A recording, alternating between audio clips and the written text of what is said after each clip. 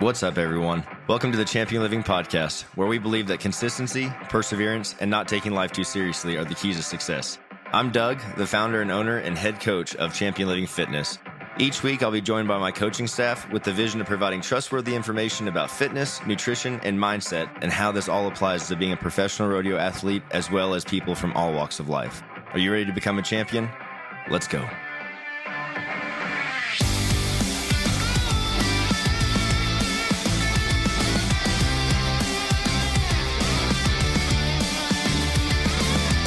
This episode is brought to you by Beastmaster Pro Rodeo. Rodeo season is right around the corner, and it's time for you guys to gear up with the best. We're proud to partner with Beastmaster Pro Rodeo, the go-to source for top quality gear that keeps you riding strong and performing at your best in the arena. Beastmaster isn't just about the essentials. They're constantly innovating. This season, they're rolling out brand new products designed to help you push the limits and take your performance to the next level. And as a Champion Living listener, you get an exclusive hookup. Use our discount code Champion Living, all one word, caps lock on. It's going to save you 10% at checkout on your entire order. So whether you're a professional or just getting started, Beastmaster has the gear you need to tackle the season ahead. Head over to beastmasterrodeo.com to gear up with the best for this upcoming season. How are you, Nicholas? Man, too blessed to be stressed, boys. Just rocking and rolling.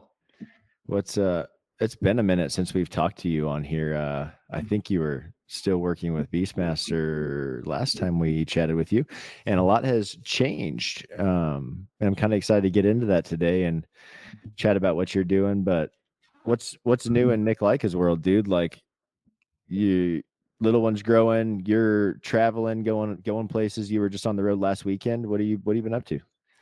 Well, first off, is Tyler still editing these? Because I would think it'd be cool. We don't edit anything. Oh, to come in with This is live. Eminem, guess who's back again? Because one thing I love more than anything is podcasts. I love podcasts. I especially love my friends' podcasts, and I enjoy listening to them. But when you get invited for a second time, either one, they really thought you did a great job, or two, they're hurting for content and someone to get on here. So I mean, I'm grateful either way. We're here. So I would say both of those are true. Like, who the hell do we know that could get on here? Oh, Nick's always available. Get him. So, Nick's always Nick's never doing not doing nothing. he has nothing going on. Hit him up, please. So thank you guys. I'm an avid listener of the Champion Living podcast. I do love hearing what you guys have to say. I always give feedback, or we'll message Doug every now and then. Like, I really enjoyed the one the other day with Cody, and I think you guys are kicking butt. And I always think about, the hardest thing to do in anything in business and sports, all of it is just starting. And like, think about how much it's like the law of compound interest, right? So like, you don't think about saving, but you save the 100 once a month, and then whatever. And then by the time you're 60, that 100 turns into whatever, hundreds of thousands, but you started and you kept doing it. And I feel like with what you guys are doing, man, the hardest thing is just starting half the time. You know what I mean? And I feel like touche to you guys, because I don't know how many episodes we're in, but we're in far enough that I'm on twice. So shout out to being on here the second time. And I love what you guys are doing. So this is episode 245. Holy crap. That's what I just said. I looked up at the quarter to see what it was, and I was like, I haven't looked at the number, like the episode numbers, in forever. And I feel like we were on like 180 not that long ago. That's a lot to go. Even more. See? But when you think about, so we've been doing this for a long time. We're growing. But what about the law of 10,000 hours? So we've come so far and progressed so much, and I feel like we're way better at this than we were in the beginning. But this is only 245 hours in. Right. Like, so imagine what you're going to be like at 10,000. Right. And you're going to be ranked. Just put like, we're going to have like, for anything, how long that is. It's coming across the screen. It's going to be ranked. So. I love it. But yeah, it's cool, man. But you're right. It is. It's cool to see the fruits of our labor, and then also just the fact that we're still here doing this is pretty awesome.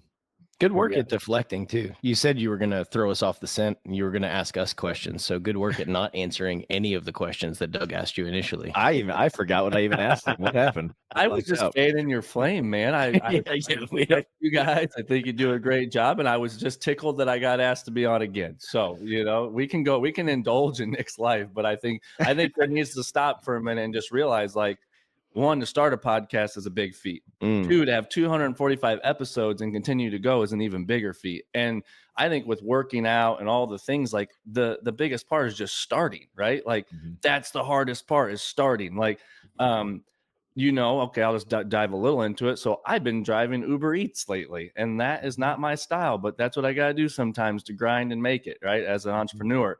But like, I was terrified because I didn't know what was on the other side of just starting, right? And then now I've started. It's really not that hard, and it's really not that great, but I know because I started, you know what I mean? Because you take the chance, and so much of that just ties back into what you guys are doing of, like, in your rodeo careers, where are you trying to go and what are you trying to do? Yeah. But you've got to just start, guys. Like you gotta just take the chance, and you're gonna suck at first, and you're gonna have setbacks and learn, but like obviously just keep moving the ball forward. How much food you stealing? Still none. They broke the bad boys up. They got them all like packaged down. You can't get into them things. Plus, I don't want to eat that crap. No, I'm just giving you crap. I just remember what all those people were talking about. Well, there's polls going around that it was like 55-60% of delivery drivers have confessed to eating some fries or whatever it is. But you're right, they are sealed up really well. Usually now. I had a friend ask me, have you snuck a French fry yet? And I was like, no, I have not snuck a French fry. Don't want that. But it has been quite a journey the last 2 weeks. And that's like the last thing I ever expected myself to be doing, just so you know. But that's part of being an entrepreneur, and that's part of owning what you're doing, right? And so, dude, I drove Uber. When I first started Champion Living Fitness, I was not making any money. And I needed to make rent. I needed groceries. I needed, to survive. And I drove Uber around Houston, and I'd get up at 3:30 a.m., 4 a.m. and go drive that early morning shift to the airport and back. I figured out that was the best way to get the most money, was the longer trips. And then usually it's a service. So if you waited tables, you've done any of that, you're going to be familiar with it. So if you can build good rapport, you're going to get a pretty good tip on the other end. So there's a lot of times that an airport run, I'd get $100 in a time and do that 4 or 5 times before noon. And it's like, woo, all right, that was a good pop, but then there'd be other days where I drive for 12 hours and barely make $250.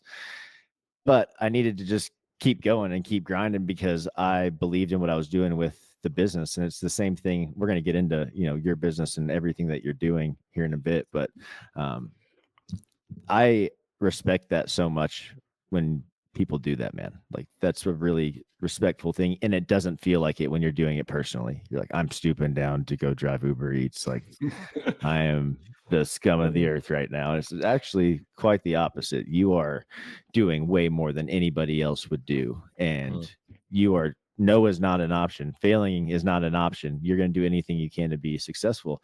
And, when you have family and kids and things are on the line, it's a little bit more real. And you're able to make those decisions a little bit quicker than you are when you're younger, when the ego is a little bit more involved. Right. But I love hearing that just little side bit already from what's going on, because people don't talk about that, man.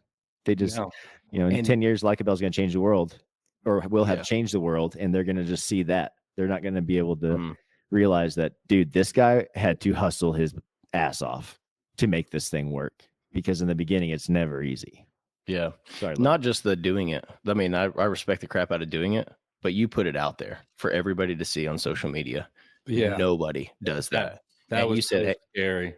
Dude, that right there is freaking fantastic. And that's what I encourage so many guys to do is, people need to see what it's really like out here. They don't need to just see the wins. Those are important, but you put it out there like, hey, like, this is what I'm doing to make ends meet. And it's something that I didn't really want to advertise, but I think it's important to know, because everybody gets this false idea of what success looks like. And man, I think documenting your journey as a successful business person, I think is huge for other people to have real expectations. Otherwise, they might get to the spot where they're driving Uber Eats and they're like, I've failed. No, far from it. The only way you fail is by quitting, and you prove that. And I think that's phenomenal. Well, see, now you guys turned it back on me. Good job, boys. Good job. No, I appreciate that. We've done this 245 times. It means a lot to hear that. And yeah, that is part of the story, you know. And I put it out there because I just finished a book called Fans First by Jesse Cole, and he talks about telling his story with the Savannah Bananas. I told Doug about it, just big fan of that. And I was like, it was so weird because I knew what I wanted to say, but I was scared to say it. And then, of course, I got on Instagram for a split second, and there was like this thing like the best leaders in the world tell their stories, like the bad parts, the good parts, everything. And so then I was like, well, I had to go drive anyway. So I get out there and I was like waiting for a deal to come through. And I was like, I'm just going to do this real quick. And I did it. And I was like, all right. And I sent it. And I was like, at first I was, you know, how you feel all the emotions. Well, then my wife didn't see it yet. And then I got home, I was like, hey, did you see my post? And she's like, no. And I was like, oh, I kind of just told people I was driving Uber Eats. And she was like, oh, come on, Nick. Like, no. And because like, and I understand from her side, like she doesn't want to be portrayed as like we're failing. And I respect her very much, you know, so I probably should have told her or warned her before I did it, but I did it. And so then I had people calling me like, are you okay? And like people that I admire, and I'm like, oh no, like I got the wrong message out there. I was just trying to like tell people like, this is part of the grind. Like, don't worry, you know, don't stress. And but then 24 hours later, I started getting like messages like, thanks for sharing that, like that meant a lot. And so then for me, after all my fear and all my worry and anxiety, the next day I started realizing like it was good to tell the truth, and it was good to be vulnerable, and it was good to be authentic, because people will resonate with that more. Now, I'm not saying you should get on there and tell everyone every little flaw and problem. You guys agree with this. This is not, but there are points within the story of this life where if you are in this type of world like we are with social media and branding and whatnot, that it is appropriate at times to tell the truth and tell the story, right? And so, yes, while I do want to celebrate the successes, I kept getting this overall message from all these people, like before I made the post, you're killing it, you're crushing it, you are like, I see it everywhere. And I guess, you know, when you're in the middle of the grind, you don't notice it because you're just doing it, right? Like you're working, you're doing whatever you can to make ends meet. And it actually was really, I guess, epiphany to me when I got to Vegas, because in Vegas, when I went out there, like everyone was coming up to me. Like kids were like, oh, the Licabell. And I was like, didn't even know they knew what this was, you know? And so like everyone's like telling me how awesome it was. And I'm so grateful to hear those things. But then when you get home and the reality sits in, like, all right, the sales aren't coming in, things aren't going the way I am, I need to start driving Uber. I was like, I got to tell this part of the story, because it's just going to be the part, if I ever write a book someday, we'll laugh about, like, oh, we drove Uber. It was part of it. You know what I mean? And so being vulnerable, being authentic, it's a real thing. But I also believe, like, I just wanted to let people know, like, I'm glad you see all the good, but that's not all the truth all the time. And not that it's bad driving Uber Eats, but it just feels like it when you feel like you should be in a further place. And I think that happens a lot with even your rodeo careers, right? Like every time you got on there, people are winning. They never fall off bulls on social media. They never never see them fall off. But then I went to Grand Rapids a week or two ago, a PBR, judged it, and they all fall off. They only rode, let me tell you, they rode like 2 the first night. Right. So let me tell you, them guys are lying, or either just putting the best stuff out there. I don't know. So what's up with the judging? You're a judge now? No, turned yeah, I mean, so I never considered it, because my buddy put it best. He's like, it's the one job you have to do it right no matter what. It's like a thankless job. You're expected to get it right, and if you don't, everyone mother F's you, right? Like they're bad at you. So I was like, I don't know. But then I heard it was a way to stay involved in the industry. It was a way to make some extra money. I have not made any money yet. I am shadow judging. So I'm going back to paying my dues, which is what I'm doing. You know, I got to get in there and make everyone, you know, make sure my scores are good, whatever. How's that whole system work? Can you kind of run us through I mean, you're shadowing, so you're learning to be an official PBR judge. What's the process of doing that? Yeah. So Alan Jordan is head of the PBR judging, I believe, and I've been in contact with him. It was actually Roy Doyle, the one you told me I should start judging. And I was like, I never thought of that. So then anyways, basically the process is you're supposed to go shadow judge a few events. Luckily around me, there's a lot of velocity tours. So those are nice events. I've gone to Grand Rapids. I'm going to Youngstown, Ohio this weekend, and the investment's all on you. Like you got to pay your travel, your hotel. I mean, you're going there just trying to prove that you're good enough to do this. And then when you're there, we get in there early, you check bulls, horns, make sure everything looks good on the animal side. They have us check the equipment, which is really funny because like, obviously I know equipment, and the other judges, they did a great job, but there was just some of the things they were talking about the equipment. I was just like, okay. Like I didn't ever tell them I worked for Beastmaster. I knew every part of a bull rope, let alone, they were trying to explain like, this is the block and this is the, okay, cool. Yep. And so anyways, we check all the equipment, all the things, and then basically showtime. And it's a little nerve wracking. Like it's your opinion and what you think. And when you rode bulls for 20 years, you think you're good at it, but still like when a guy falls off in a jump, like you're supposed to technically only judge the jump. So like, how do you mark that animal? You know what I mean? Like if you get to see 3-4 seconds, it's a different deal. We can tell if that bull was going to stay hooked, not stay hooked, if he was dragged, all the things. So you judge the event, and then basically it's like rodeoing again. You sit around, wait till the next day, you do it again. And then I'm assuming those guys got paid, right? So that's good. And then head home. And then basically the next steps in my process is I've got to take a test, I guess. And if you pass the test, then you technically, I believe, are certified. I'm assuming the PBR is going to want you to pay them a membership fee of some sort. I'm sure they're not getting this for free. And then, hopefully you get kind of put into this pool system of judges. And I'm assuming when you're on the bottom of the totem pole like myself, you won't get very many opportunities. But when you do, you should probably take them.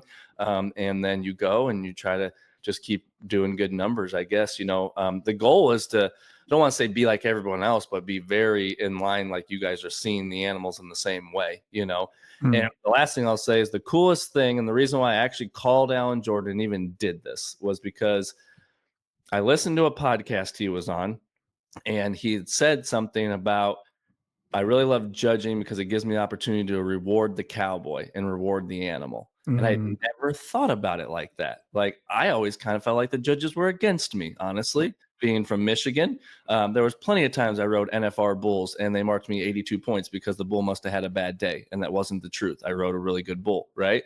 But I've heard him say that. And Alan Jordan was always fair to me, at least. And so I was like, man, that's really cool perspective. And so when I talked to Alan, I was like, I feel like coming into the judging world would be a plus factor because one, I always am willing to learn. And I want to, like, I want everyone to be successful, whether you're JB Mooney or you're Nic Lica. Like, I don't care. Not that we're comparing those two people. I'm just saying, if we're at an event, he rides, or a caliber level guy, lower guy rides, and they make the same good bull ride. Because my favorite story ever was in Reno a few years ago at the Pro Rodeo. So a little different situation. I rode a little blue speckled bull on a Tuesday night. Really good. On paper, they rode them one time. They were 90 Parker breeding. And I ride this little spinner. Should have been like 82, 83 points. They marked me like 76 or 78, I think, whatever it was.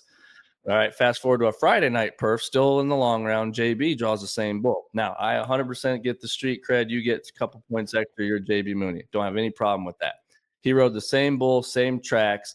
He was 89.5 points. Mm-hmm. And I came in last hole to the short round. He won first place in the long round and won like $10,000. And I really could have used like 10, 12,000. I mean, I could have been cool with even $6,000.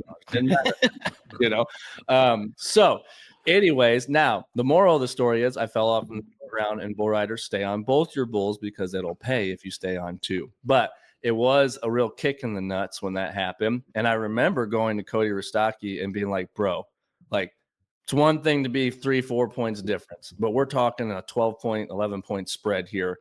And they asked the judges, what was the difference? And the judge's response was, I don't even remember Nic's ride.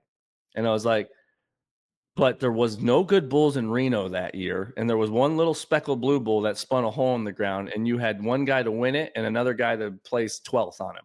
So how does this work? You know what I mean? And I don't believe it's like that in the PBR. And that is kind of why I'm going that direction, because I feel like they are very held accountable for their scores and their actions. Mhm. And I feel like, yeah, there's a little bit of your whoever, Jose, Vitor, Lemmy, whatever. But again, they have accountability because the whole world watches them, right? When they're judging. Whereas the PRCA, respect it, loved it. That was the association I was at towards the end most of my time. But them judges, they didn't always realize how they were affecting people's livelihoods by making that big difference. You know what I mean? We do know what you mean. Yeah. My favorite was I got to the spot where I would ask judges, like as I'm walking back to the buck and shoots, in a 100% non-confrontational way, right? Like as I'm walking by, I just stand by him. The next guy's getting ready to go, and I'm like, no matter what the score was, I'd be like, "What'd you see? What needs to be better? What do I need to work on?" And half the time, it was amazing to me. Half the time, they had no idea. They were like, "Well, your toe was up a little bit here," and you like watch the video back, and it's like upside down. I'm like, "Okay, thanks." Nobody ever asked them, and so then they just had to like make something up on the spot. They didn't have any equipped. A lot of them. Now, Alan was one guy that I really appreciated, because he would, if I saw him and the rodeo wasn't going on, he would sit down and talk to me for 15 or 20 minutes about my riding. Hey, like you're riding really good. Like, this is what I'm looking for. This is what I want. He was always really cordial. He's also one of the guys that was probably hardest on me in the arena. And I want to believe, we never talked about it, but I want to believe it was because he expected the best out of me. Right. And so Alan was always fair, I thought, and did a really good job. And I think that judging aspect is, it's so easy to criticize. It is so hard to do. Oh, and I was going to say, it's the toughest. Let me tell you one thing about the PBR. It's really cool and what Alan and them are doing. So they have like an app that the judges only get, and they critique the judges every night. So you submit your scores and they give you feedback, and Alan will give you personal feedback and say, look at this, look at that. And like, to me, I'm all in on that kind of stuff. Awesome. Because if you're trying to level up, and the thing is, it frustrates some of them judges, because they don't like to see their numbers aren't right. But I look at it as like, this is learning. This is growth. This is how the sport evolves. Mm-hmm. You know what I mean? So hats off to Alan Jordan, hats off to the PBR and the whole judging system. And the other thing is, one of the reasons why I was interested is because they pay them pretty decent, in my opinion. As they should. And so, you think about NFL refs, they probably make hundreds of thousands of dollars a year to ref these games. Or even more when they rig it. Yeah. So that's why Nick's really getting into this. Well, either way, I my hat's off to them. I think they are trying to progress, and I do think like Rostaki with the PRCA, he is always trying to progress it. Cody is, but he can't control the judging. His hands are tied. Yeah, yeah, his hands are tied. Yeah, I think I don't remember what position he moved into over there, but I know just recently he's into a different position where he's going to be able to help with those kinds of things. I know that. And dude, Rostaki's always been a bulldog. Like, he's in there. He wants to make things right. He is a no BS kind of guy, and that's why I love him. But I'm excited for him to make some changes like that. But it's really exciting to hear the PBR side of this, because we haven't really talked about the judging side or even the production side of PBR with anybody yet. And the differences in the associations and how they're taking care of their judges, which we just said was, it's the hardest thing to do out there, I think, because like you said, you're damned if you do it right, and you're damned if you do it wrong. So either way, there's tons of pressure. All their eyes are on you, but that growth mindset, the aspect of adding that app to the protocol of judging, to have the accountability, it's the only way that people get better. It's the only way they evolve, like you were saying. And that's awesome. Like, that's what it's about. And that's what's been needed for a long time. And we're just, from the PRCA side, we're just behind the ball in a big way, right? But I got to talk with the new head of athlete development and outreach over at the PBR yesterday. And we're actually going to have him on next week for an episode to talk about all the things they're doing. But I got to applaud the PBR, man. They're doing some cool things as a whole. For the youth, for the bringing up of bull riders, and also for everyone involved. It's not just a organization gets rich and everyone just gets to be a part of it. You know what I mean? Well, and naming names. And hopefully, I did not start judging for these reasons, but I have been obviously talking with the PBR in regards to getting the Licabell as a mainstream product for bull riding at a high level. So I feel like they constantly see the positive in the innovation. Now, I think selfishly for them, the reason why they want the bell or they think it's a great idea is because from a spectator standpoint, ropes fly into the stands and they have hit fans.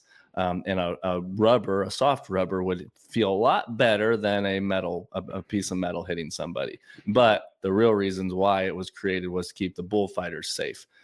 But personnel guys, we were there at Grand Rapids, and the guy pulling the latches came up to me. He's like, "Do you see that? Bell almost smoked me in the head." And I was like, "Yeah, it was bad." He's like, "Yeah." He's like, "I wish they would have had one of them rubber bells." I was like, "Yeah." I said, "Someday we'll get them. Someday." Yeah, PBR has always been kind of at the forefront of like the small safety tweaks, like the pads on the chutes.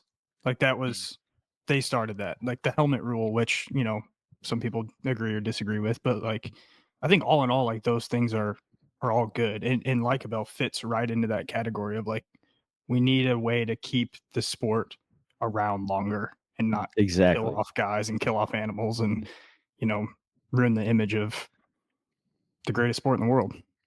When you can control the things, when the things are controllable and you don't control them, that's when we run into problems, right? Yeah. And like the pads on the chutes, we could not have put those on there. The guys, majority of guys still would have been fine, but you would have had those few that you would have killed off, and it would have made a terrible name for what was going on, right?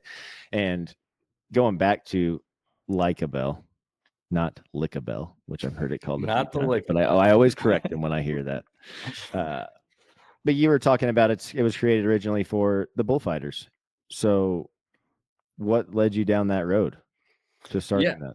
I mean, so when I worked at Beastmaster for 10 years and made a lot of products better while I was there. There's so many things there when I walk around, I think like I had my hand in this, right? And like you don't think about it because you're just doing it. It's part of the job. But brought a lot of cool products in, and I think it's been like now almost a year and a half ago, but Brent Schaaf with Hooked Up Enterprises, he had called me one day and he said, "Did you hear about Dayton Spiel?" which was a bullfighter in North Dakota, Badlands circuit guy, always been good to me, nice guy. And I was like, "What happened?" He's like, "Man, he got hit in the eye by a bell in Mobridge, and I don't know, it didn't take his eye out, but he was going blind in it because of it, from what I understood."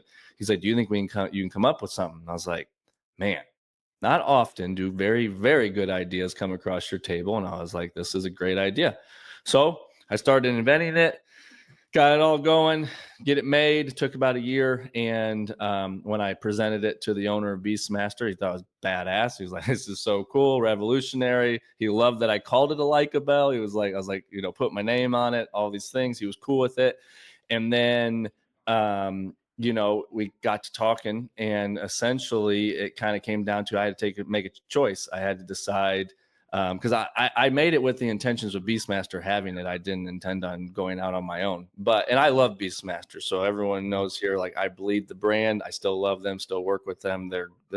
I respect that man more than anything. He's taught me everything that I know about retail industry, manufacturing. Hats off to him.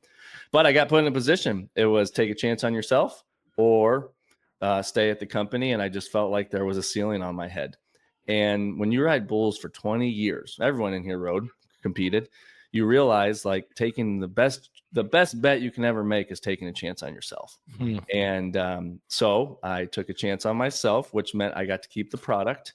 And the only repercussion was I didn't get to work at Beastmaster anymore, which was a big gut punch because I love Beastmaster, and I moved to Fort Wayne, Indiana for this company. So there's a lot of heart here, and I still, like I said, no problems, but I took a chance on myself, and now I'm out here in the thick of things, and it's a lot different when you're on your own, boys. And, Doug knows it's a lot different, and I highly respect people who pay people, because at the end of the day, I mean, I ain't paying nobody right now. It's me and myself and I, but the fact that every week you showed up and you got a paycheck and you were given, that's a lot. You're feeding somebody's family. So like I said, again, hats off to him and, you know, taking care of me over those 10 years and helping me grow.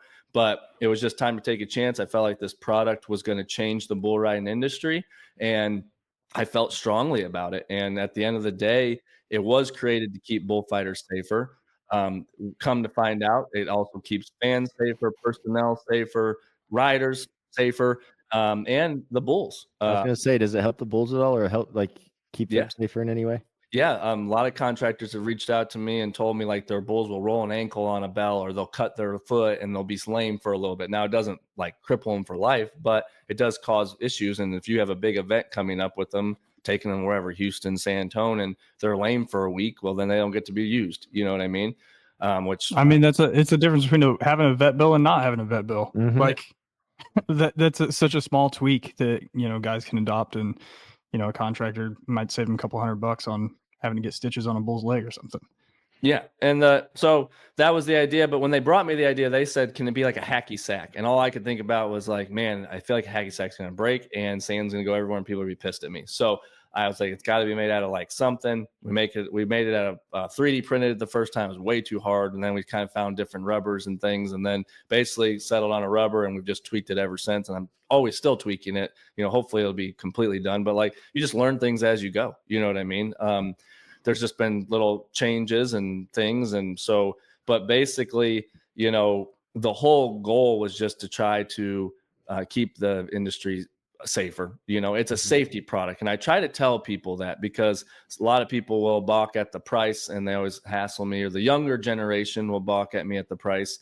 And I always explain to them, guys, this isn't a bell, it's a safety product. It gets used for safety. It should last longer, if not as long as a regular metal bell. And at the end of the day, you don't pay that bullfighter a damn thing. So next time he gets hit upside the head and has to go to the hospital and has a $2,500 bill, just remember you could have changed that with a simple switch. You know what I mean? What are some of the, I don't want to say backlashes, but like playing devil's advocate, what are some of the responses you've got from people where they say they prefer a metal bell for X, Y, and Z because of X, Y, and Z? Have you had any of that come up? Yeah, the funniest one is because it doesn't make noise. They really get mad about that. So what's the biggest misconception with bells in general? What is the point of it? What is the whole point? Sorry. So the point be noisy, or is it to be a weight to take the rope off after, you know, what is the end point of a bull bell? A bell, yeah. Yeah, so a bull riding bell is weight on the rope. It helps and assists the rider on putting the rope on the animal when you're hooking your rope and strapping up putting your rope on the bull. And then the other thing is it helps take the rope off after the ride. Okay. And now from a stock contractor standpoint, you guys know they put the bull dummies on their back, right? Mm-hmm. So the training technique with them is when they hit the button, the dummy falls off and then the flank comes undone, and they learn that that's the release. Well, that is why stock contractors still prefer that the rope comes off, because it kind of lets that animal know that they have done. They buck off the rider. They know they're done, right, but the rope comes off. And so it assists the rider to put the rope on. Not saying you have to have a bell, but if not all professional associations require you to have a weight or bell on your rope. And in the PBR, they've all said, in PRCA, they don't care if it's rubber or not. As long as there's weight on there, that's all that matters to them. But because it doesn't make noise, the old time people, which I think, this is just an opinion, years ago, a bell that made noise was to get those herd bulls that they would buy at a sale barn that didn't know how to buck. Maybe it made them move. I wouldn't say think buck, but maybe the noise agitated them. I don't know. But I mean, Paul, do you have any research? Yeah, like the noise does agitate at least calves in my experience. And so when I would buy a bell, the first thing I would do was remove the dinger out of the middle of it so it wouldn't make noise. And then I'd squish in the middle a little bit so that it was a little bit flatter and I could slide it down. And when I'm getting on calves, then it's not dinging in the box and it's not pissing them off before I ever even get a chance to get my rope on them. And so like I went the silent approach my whole career. And so like the whole noise thing to me, like it doesn't make any sense at all, because none of my bells ever made noise on purpose. That was the point. And actually, Tate Pohlmeyer told me that he really likes that when he's putting his rope on a younger calf, 3-year-old or whatever, like it doesn't bother him. doesn't startle them. They don't just start bucking in the alleyway, and they can hurt themselves, kick through the, you know what I mean? There's lots of things that can happen. There's a million things that can happen. And when you're getting on young animals, if you think that being loud is going to help you around any kind of young livestock like that, you've just never been around it before. Because the you last imagine thing, a bell on a that's what bareback rigging? that's what I'm thinking of. Like, Can you imagine as flighty as horses oh my are? God, Yeah. I would die. You would die.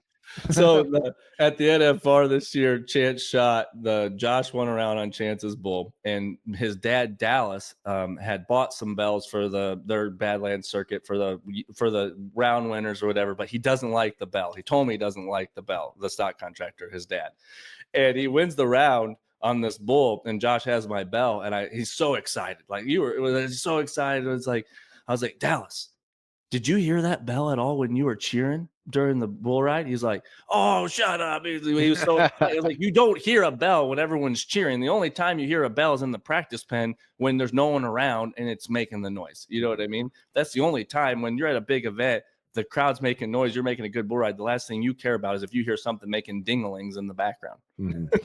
Exactly. Exactly. So that's one backlash. The other backlash is just the price. And my thing is, again, it's a safety product, and manufacturing is expensive. And I don't think people understand this, especially young people, and especially people sometimes maybe in the Western industry. They don't realize, like, to manufacture and sell a product, there's a lot more hoops you have to step through than just poof, it's there, right? And I have a huge background in manufacturing, and I promise you, I've ran the numbers to a T that it's the only way to scalable and grow, right? Is to be where I'm at. And so now, if anyone wants to invest a lot of money, because I talked to some manufacturers, but it costs a lot of money to get that price down where we need to be, where then people could get it at a more fair price. But when I'm building these SOBs in my garage, you know, American wages, y'all like Trump and y'all want to pay American wages, but then when you have to pay for it, all of a sudden you don't like it, right? So I'm just saying, like, they just don't understand, man, what all the actual costs that go into making a small batch anything is going to be expensive. And when you've been in the middle of it, like all of us have, we haven't manufactured anything, but we get oh, that's way too expensive. I can't do that, you know? And you look at the big picture, and if you're going to help me get to this point where we can make it affordable, you got to support the business. You got to understand what you're doing, where your money is going. Because yes, you can go get something cheaper, but it's not making the industry any better. It's continuing to feed the machine that has been, and that isn't changing anything. So I get where you're at. And what is the price difference, if you don't mind me asking? Yeah, I mean, it's solid. It's $50 difference. So, But I mean, in all reality, guys, $50. Are you kidding me? Bro. well, Yeah. hold on. You Break can that go down to like Tractor Supply and get one for probably $20. So Yeah, But they don't that- last. big They get difference. No, stepped they on don't and they last. break, and The- How the- often if you break are down the your price guys' per lasting? bull, The standard steel bell you can get at Beastmaster is like, I think it's $45-$50 or something for one of them, and it's a good quality welded bell, right? Do you think And that? Oh, sorry, keep going. My No. head's just spinning right now.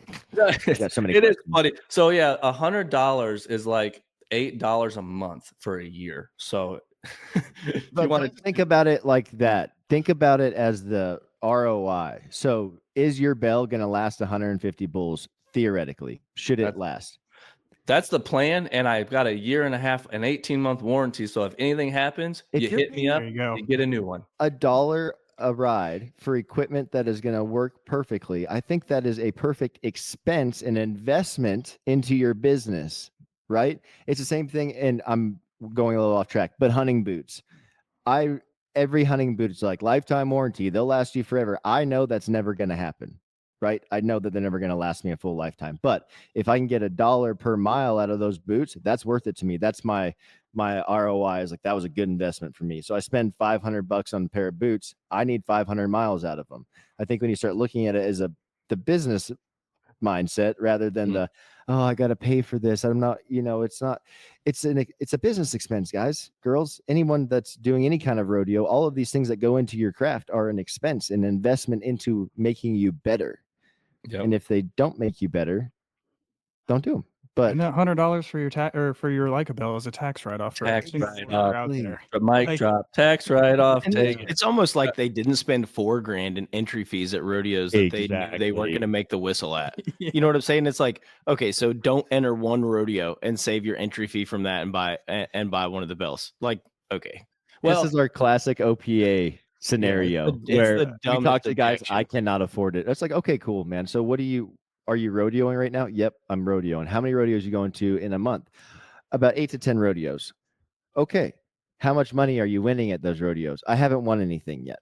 Okay. So 8,000 in entry fees and yeah, hey-o, you could have come to the school 4 times. 4 times. And if you would have invested that same amount of money, and you'd be out there piling it back in if you Yeah. would have invested in the right thing. But you saw it as an expense, as this is a pain in the butt to have to pay for this rather than the return on the other end. Sorry, I cut you off. And the response to any listener out there that's like, well, it doesn't benefit me as the rider. And here's my response: 100% does. The bullfighters keep you safe. I guarantee you, now I practiced a lot without bullfighters, but at the end of the day, it wasn't safe and it was sketchy. But we did it and whatever. But at an event, when you got that big high horn sucker that's mean as heck, you are not going to be very happy if you look out there and there's no bullfighters, right? So even though it doesn't directly benefit your riding, it's not a bull rope, it's not because a great example are shaps in bull riding. Let's not talk bronc riding here, let's talk bull riding. Shaps do nothing. They are $600 to $1,000 anywhere you get them, and all they do is look cool. Same as bareback riding. Guess what? The Licabell can look cool. There's colors. I can do anything you want. Red, blue, green. We'll make it look cool and match your fit. No problem. But I get it. Shaps are part of the fit.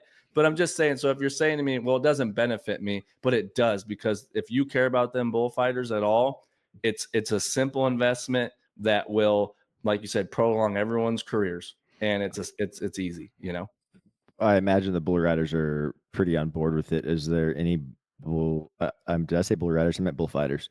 Are there any bullfighters that have not maybe said, I don't think there's anything negative they could say, but they're maybe not, they don't care, they're indifferent or anything like that?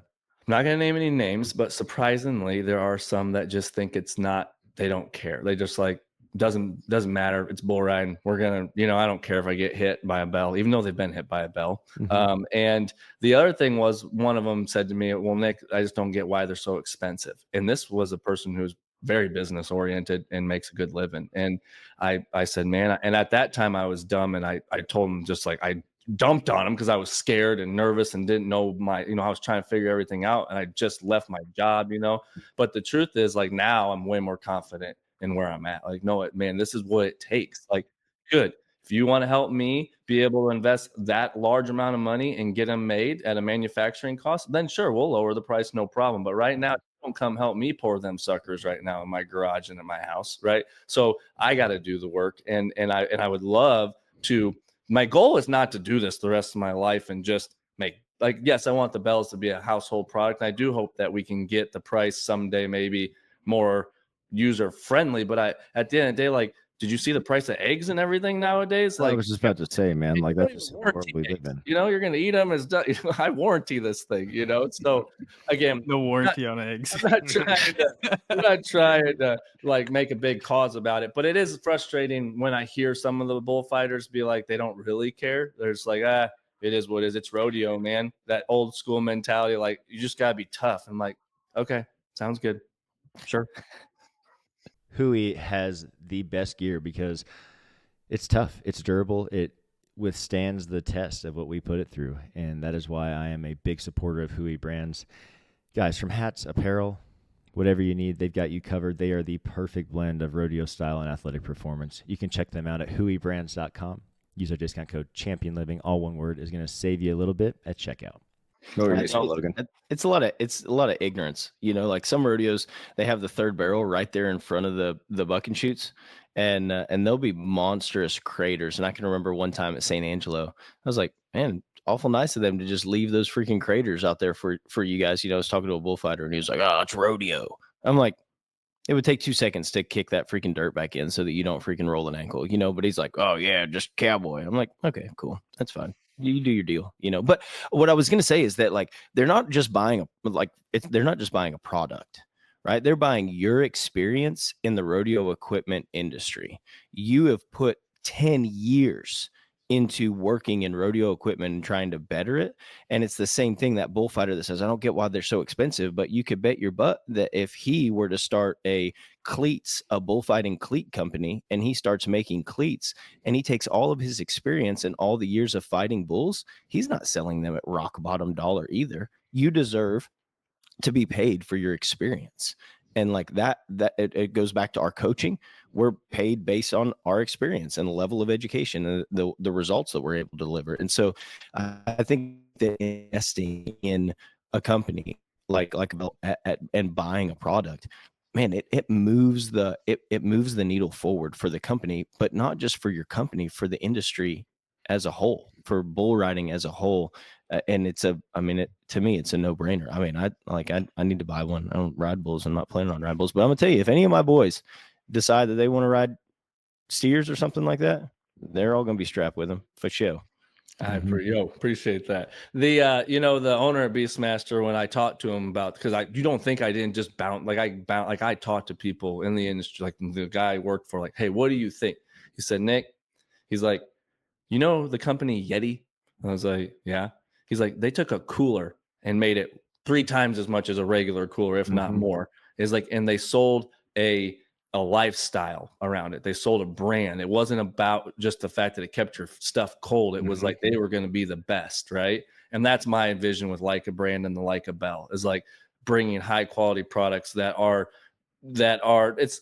just like it's making the industry better. It's that staple. It's like when you think of Yeti, you think of badass. You think of like that's the play that you would love to be with Yeti, right? And so I feel like that's what they do with their products, and that's my goal with Licabrand. So and and then I'm also in that tricky phase where I can't technically have just all rodeo gear because I don't want to step on my good friends at Beastmaster's toes. So I'm always trying to like figure out now what are the next new products and how can I make this work. So it's been interesting because, again, I have no disrespect towards them. I'm not trying to sell bull ropes and spurs and things like that. You know what I mean? I'm trying to kind of maybe go towards more of the protective route, and also more towards just like taking old products that need to be revamped. You know what I mean? So can you ask what was next? Like rubber spurs or something like that? Rubber spur. Yes. Rubber valves. Let's not even go down that road. I could. What were you gonna say, Paul? Nick, you've gotten pushback from bull riders, which is not hard to imagine. Especially young guys, they're usually out there spending every dollar they have to just make it up and down the road. But have you had an experience where maybe somebody that just loves the sport, or is in the production side of things, where they have bought in bulk or even just one off and gifted it to somebody?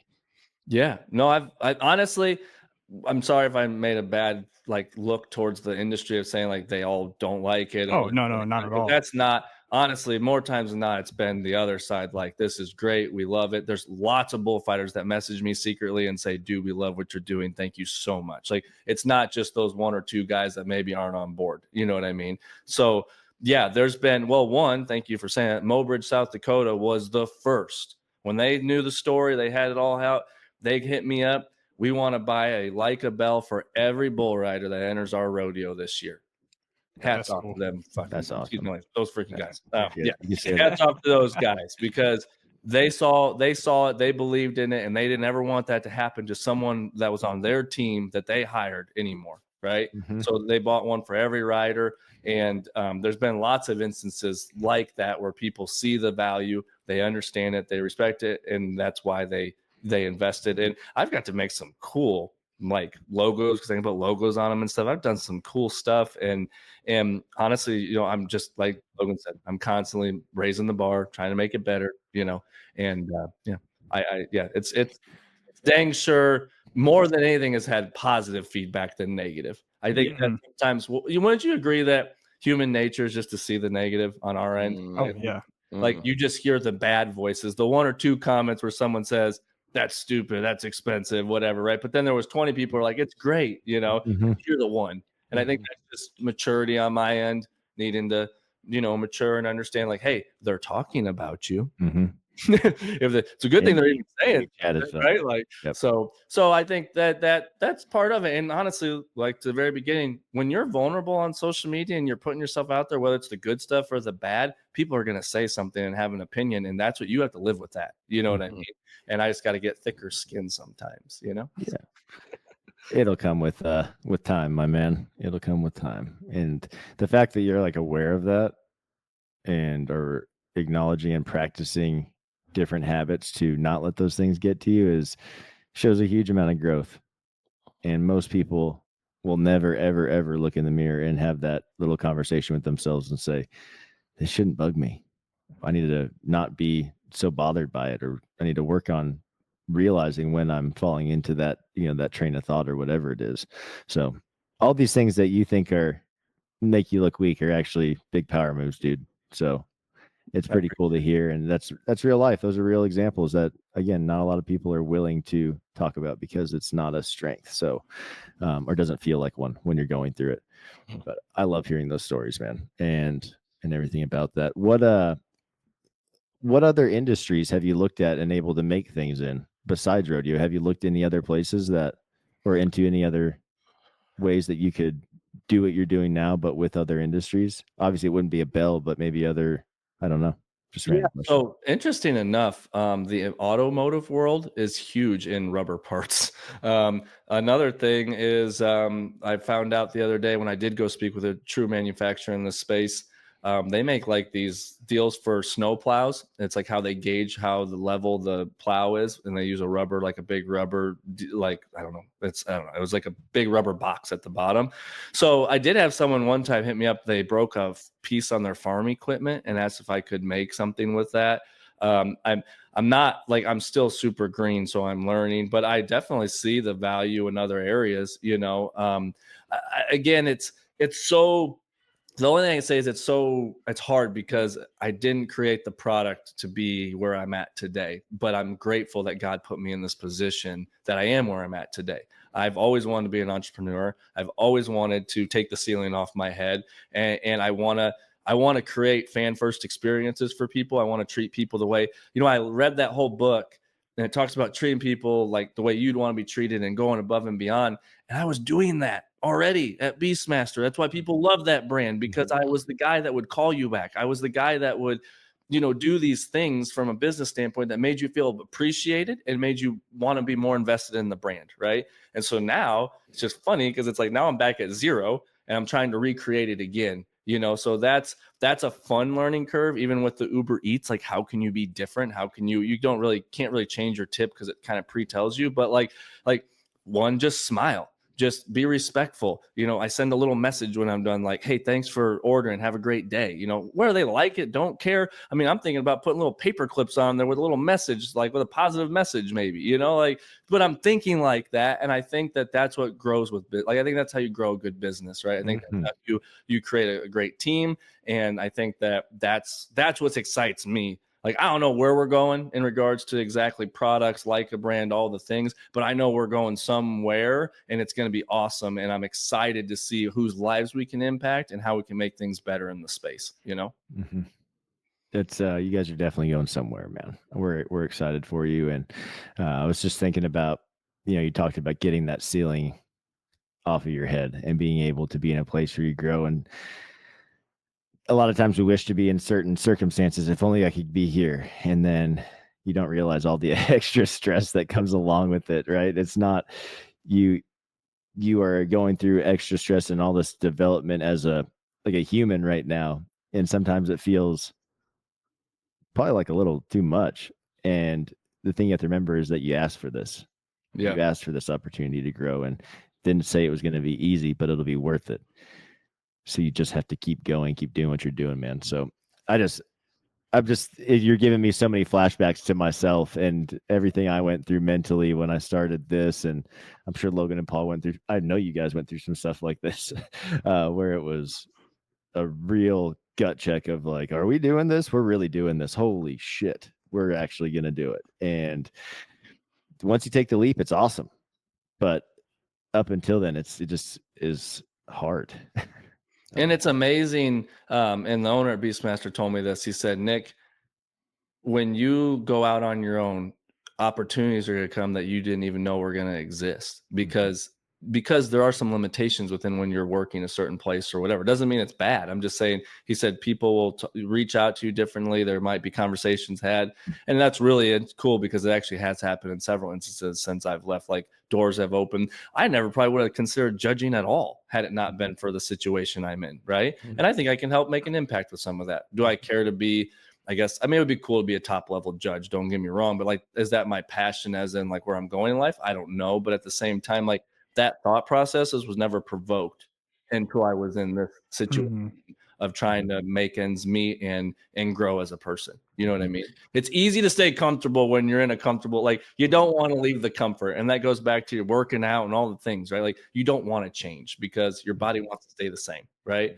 And so this is a way to grow. It stretches you. It brings more gray hairs. You lose teeth over it. You know, it's all these things. There's all these things, but it's wonderful. And I'm grateful for the blessing. And and that's why I said at the very beginning of the show, man, like 245 episodes, but you started, you know, like touche, guys, like biggest dream ever is to do a podcast and you guys do them. And I've been grateful to be on it twice now, right? I'm going to tell that 10 times. Everyone knows. But it's because you guys started and you keep showing up.